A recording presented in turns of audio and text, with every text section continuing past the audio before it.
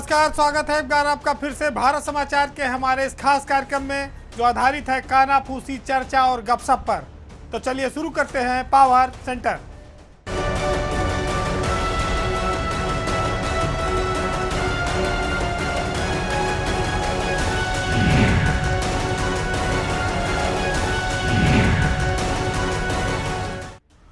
उत्तर प्रदेश के देवरिया में जमीन के विवाद में 6 लोगों की हत्या हो गई। पूरे प्रदेश में हंगामा मचा, चर्चा शुरू हो गई। लोगों ने सबक लिया, लेकिन अफसरों ने इस घटना के बाद भी सबक नहीं लिया। ऐसा क्यों है? जब उत्तर प्रदेश में सरकार ने जमीनों के मामले को निस्तारण करने के लिए एक अभियान शुरू किया कि देवरिया जैसी घटना दोबारा ना हो, लेकिन उसके बावजूद इस अभियान में कई जिले फिसड्डी आ रहे हैं। उनके जिला अधिकारियों के पास इस अभियान की देखभाल करने के लिए समय नहीं है और वो जिले पीछे हैं। 2 महीने के इस अभियान में दूसरी समीक्षा मुख्यमंत्री द्वारा की गई है और उसमें उत्तर प्रदेश के 7 जिलों के डीएम की स्थिति खराब है। प्रधानमंत्री के जिले का डीएम, चित्रकूट जिले के डीएम और इसी तरह से कई जिलों के डीएम पीछे हैं। सरकार ने वरासत को लेकर एक अभियान चलाया जिसमें कहा गया कि जितने राजस्व न्यायालय हैं ये मुकदमों का निस्तारण तेजी से करें, क्योंकि जमीनों के विवाद के कारण उत्तर प्रदेश में कई बार हत्याएं हुई हैं और देवरिया में 6 लोगों की मर्डर हुआ और दोनों तरफ से लोग मारे गए। बहुत बड़ी घटना हुई और इसीलिए राजस्व वादों के निस्तारण के लिए सरकार ने कहा कि एक वरासत अभियान चलाया जाए। अब वो अभियान खत्म होने के कगार पर है, लेकिन अधिकारी उसमें रुचि नहीं दिखा पाए। कई सारे जिले पीछे छूट चुके हैं। कुछ अफसरों ने ये शिकायत की कि कुछ जगहों पर मामलों को खारिज करके मुकदमों को कम करने की संख्या में लोग लगे हुए हैं। मुख्यमंत्री द्वारा इस बिंदु पर भी ध्यानाकर्षण किया गया है।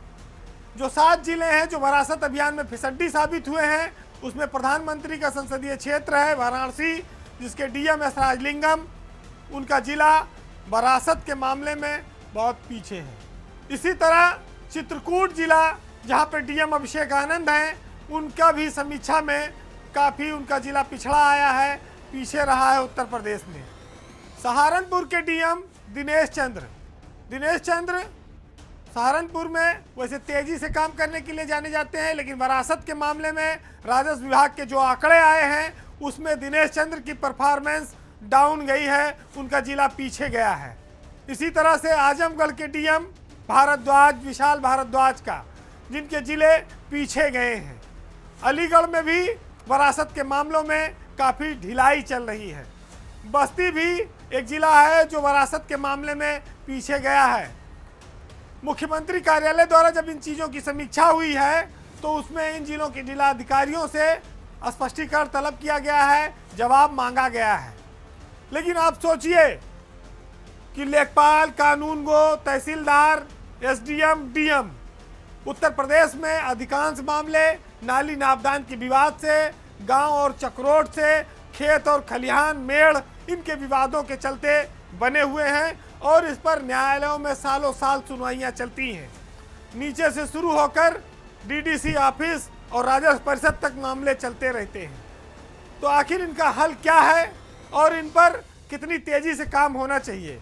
लेकिन जुगाड़ तंत्र में अफसर खाली मुकदमों को एक तरफा खारिज करके और फिर जब वो मुकदमे दोबारा रिस्टोरेशन में दाखिल होंगे तो वो नए माने जाएंगे और वहाँ पर नए मुकदमों की संख्या के आधार पर लोग आंकड़ों में हेराफेरी कर सकते हैं और इस तरह की बातें आई भी हैं। तो ये प्रदेश इतना विशाल है कि लोगों को लगता है कि इसकी समस्या का समाधान नहीं हो सकता। लेकिन हैरत की बात यह है कि जो फील्ड में तैनात हैं वो एक भी मामला मौके पर जाकर हल करने को तैयार नहीं है। देवरिया जैसी घटनाएं होती हैं, फिर सरकारें एक बार आदेश करती हैं, कुछ दिन मीडिया में शोर मचता है, अफसर आते हैं और चले जाते हैं, किसी को कोई बहुत दंड नहीं मिलता। अगर ऐसे समीक्षाओं पर, ऐसे जिलों के डीएम पर कार्रवाई होने लगे तो शायद वो नीचे भी सख्ती करें और लेखपाल से लेकर कानूनगो तक की जिम्मेदारी फिक्स करें, डीडीसी कार्यालय की जिम्मेदारी फिक्स हो, तब हो सकता है कुछ जनता का भला हो। उत्तर प्रदेश के आईएएस अफसर बहुत सारे ऐसे हैं रंगीन मिजाजी के लिए वो चर्चित रहे हैं। बहुत सारे अफसरों पर महिलाओं के उत्पीड़न के आरोप लगते रहे हैं, लेकिन अभी तक कोई ऐसा बहुत ज्वलंत मुद्दा नहीं चला जिसके चलते विशाखा कमेटी जो बनी थी, गठित हुई थी, उसकी उपयोगिता बहुत साबित हुई हो। लेकिन अब उत्तर प्रदेश में एक नया मामला आया है। 1988 बैच के आईएएस अफसर हैं रजनीश दुबे, जिनके खिलाफ उनके ही विभाग में तैनात रही एक महिला ने आरोप लगाया। ये मामला अचानक से उठा क्योंकि ये मामला पुराना है और ये मामला दब गया था, लेकिन जो जांच हुई शासन से पहली बार, उसकी लीपापोती से महिला अफसर संतुष्ट नहीं हुई, नाराज थी और उन्होंने सुप्रीम कोर्ट की शरण ली। सुप्रीम कोर्ट के आदेश के बाद अब उत्तर प्रदेश में एक नई जांच शुरू हुई है मोनिका गर्ग एसीएस की अध्यक्षता में। मामला इसलिए बड़ा है कि रजनीश दुबे की मुश्किलें अब आने वाले दिनों में बढ़ सकती हैं और अगले साल उनका रिटायरमेंट भी है। रजनीश दुबे 1988 बैच के आईएएस अफसर हैं और उन्होंने बड़े बड़े विभागों में प्रमुख सचिव के रूप में काम किया है। जुगाड़ू अफसर माने जाते हैं और हर तरह के खेल में माहिर भी हैं। लेकिन जब वो नगर विकास विभाग में तैनात थे तो उस दौरान नगर विकास विभाग की एक अधिशासी अधिकारी ने उन पर दुर्व्यवहार का, बदतमीजी करने का, शोषण करने का कई सारे गंभीर आरोप लगाए। लेकिन इतने बड़े अधिकारी पर आरोप लगाकर कोई छोटा कर्मचारी बच नहीं सकता और उसकी सुनवाई कितनी होती। इसमें सरकार ने जब ज़्यादा हल्ला मचा, चूंकि नंद किशोर गुर्जर जो गाजियाबाद के विधायक हैं, उन्होंने भी इस मामले को सरकार के सामने उठाया, मुख्यमंत्री के सामने लेकर आए और उसके बाद इस मामले में कार्रवाई हुई, जांच कमेटी गठित की गई। लेकिन वो जांच कमेटी ने इस पूरे मामले में रजनीश दुबे को क्लीन चिट दे दी। अब मोनिका गर्ग की बारी है। मोनिका गर्ग एक कड़क अफसर मानी जाती हैं। वो एसीएस अल्पसंख्यक कल्याण विभाग हैं और सरकार ने जो विशाखा कमेटी के आधार पर कमेटी गठित की है, उसका उनको अध्यक्ष बनाया है। रजनीश दुबे एक समय में उत्तर प्रदेश में चीफ सेक्रेटरी पद के दावेदार थे, लेकिन अपनी इन्हीं हरकतों की वजह से, भ्रष्टाचार में चर्चित होने की वजह से उनको पशुपालन विभाग में भेजा गया है और अगस्त 2024 में उनका रिटायरमेंट है। लेकिन महिला के उत्पीड़न के मामले में फंसने पर अब उनकी मुश्किलें आगे और बढ़ सकती हैं और हो सकता है कि उनका अंतिम समय कहीं किसी राजस्व परिषद के मेंबर के तौर पर या वेटिंग में न कट जाए और वहीं से उनको रिटायर होना पड़े। आपको याद होगा कि जब भाजपा सरकार का पहला कार्यकाल चल रहा था, उस समय रजनीश दुबे बहुत पावरफुल अफसरों में गिने जाते थे। पहले वो चिकित्सा शिक्षा विभाग के एसीएस और प्रमुख सचिव रहे, बाद में फिर वो नगर विकास विभाग में आ गए। संयोग ये था कि उस समय दोनों विभाग गोपाल टंडन के पास थे, जो मंत्री थे, जिनका हाल ही के दिनों में अभी निधन हो गया। यही नगर विकास में तैनाती के दौरान उन्होंने अपने विभाग की एक महिला अधिकारी के साथ उत्पीड़न की, शोषण की कुछ शिकायतों का सामना किया, जिसके बाद इस मामले में विधायक नंद किशोर गुर्जर भी कूदे और उन्होंने मुख्यमंत्री से इस बात की शिकायत की। रजनीश दुबे लेकिन तब भी बेफिक्र थे क्योंकि उनको क्लीन चिट मिल गई। क्लीन चिट विभागीय जांच से मिली, लेकिन अब सुप्रीम कोर्ट ने साफ कहा है कि सरकार एक कमेटी बनाए और कमेटी 2 महीने के भीतर इस मामले में अपनी रिपोर्ट दे। तो ये जो सख्ती है, ये साफ है कि इस बार महिला के असंतुष्ट होने पर कोई बड़ी कार्रवाई सरकार को करनी पड़ेगी। रजनीश दुबे एक ऐसे अफसर के तौर पर यूपी में जाने जाते हैं जो तमाम सारे आरोपों से घिरे रहे हैं, जो अपने अक्खड़ मिजाज के लिए कर्मचारियों से मीटिंगों में बदतमीजी करते हैं, जिनके ऊपर कई सारे दाग हैं। सरकार आज तक उनसे अपना पीछा नहीं छुड़ा पाई। उनका कौन सा ऐसा जुगाड़ रहा कि वो पीडब्ल्यूडी से लेके चिकित्सा शिक्षा और नगर विकास जैसे हमेशा बड़े बड़े महकमों में रहे। पहली बार ऐसा है कि वो कम महत्व के पशुपालन विभाग में पड़े हुए हैं। हालांकि जब सरकार उनसे नाराज हुई थी उस समय भी उनको चाहकर भी वो सचिवालय से बाहर नहीं कर पाई, यानी कि राजस्व परिषद तक नहीं भेज पाई। तो उनकी सेटिंग गेटिंग और उनके जुगाड़ की ताकत को आप एहसास कर सकते हैं। अब नए मामले में जब फंसे हैं तो अब इसमें कुछ ना कुछ नया निकलेगा और इस बार इतनी आसानी से वो बच के निकल नहीं पाएंगे। अब उत्तर प्रदेश में बात एक ऐसे खबर की जिसने नौकरशाही में एक नई जंग शुरू करा दी है। हालांकि यह जंग सचिवालय के बाहर की है, सचिवालय से बहुत ज़्यादा लेना देना नहीं है, लेकिन इस बार मामला नेतागिरी से जुड़ा है। मामला उत्तर प्रदेश के सबसे प्रतिष्ठित गोल्फ क्लब के चुनाव का है, जहां पर बहुत सारे अफसरों की प्रतिष्ठा हमेशा दांव पर लगी रही है। अब वही गोल्फ क्लब के अध्यक्ष और सचिव के लिए फिर से चुनाव होने जा रहा है। ये जो अध्यक्ष का पद है बहुत लंबे समय से आईएएस आईपीएस अफसरों के हाथों में आता रहा है और इसको लेकर हमेशा तनातनी भी चलती रही है। अब जब इसी महीने ये चुनाव है तो इस बार आईपीएस अफसर सुभाष चंद्र इसमें अध्यक्ष पद के लिए चुनाव लड़ रहे हैं। उनके सामने पहले दीपक कुमार और आशीष गोयल ने भी पर्चा खरीदा था, लेकिन उन्होंने अपना पर्चा वापस ले लिया। अब ब्यूरोक्रेसी से एकमात्र अफसर के तौर पर सुभाष चंद्र, जो डीजी रैंक के अफसर हैं उत्तर प्रदेश में, वो इस समय अध्यक्ष पद के गोल्फ क्लब के दावेदार हैं। सबसे खास बात यह है कि सुभाष चंद्र के सामने जो दो बड़े नाम आए थे जिन्होंने पर्चा खरीदा था ब्यूरोक्रेसी के अफसर, उन्होंने अपना नाम वापस ले लिया, जिसमें दीपक कुमार जो अपर मुख्य सचिव वित्त हैं और उत्तर प्रदेश बिजली बोर्ड के चेयरमैन आशीष गोयल, इन दोनों लोगों ने भी नामांकन पत्र अध्यक्ष पद के लिए खरीदा, लेकिन बाद में उसका उन्होंने दाखिल नहीं किया। ऐसा माना जाता है कि सुभाष चंद्र और उनकी पत्नी अनीता सिंह, जो उत्तर प्रदेश की वरिष्ठ आईएएस अफसरों में शुमार हैं, उन्होंने अपने संबंधों का हवाला देकर अपने अफसरों से बातचीत करके इस बार का चुनाव एकमात्र अफसर के लड़ने के लिए तैयार कर लिया। वैसे भी अनीता सिंह यूपी की ब्यूरोक्रेसी में बहुत शीर्ष पदों पर रही हैं और ब्यूरोक्रेसी के भीतर उनका सम्मान करने वाले बहुत सारे अधिकारी मौजूद हैं।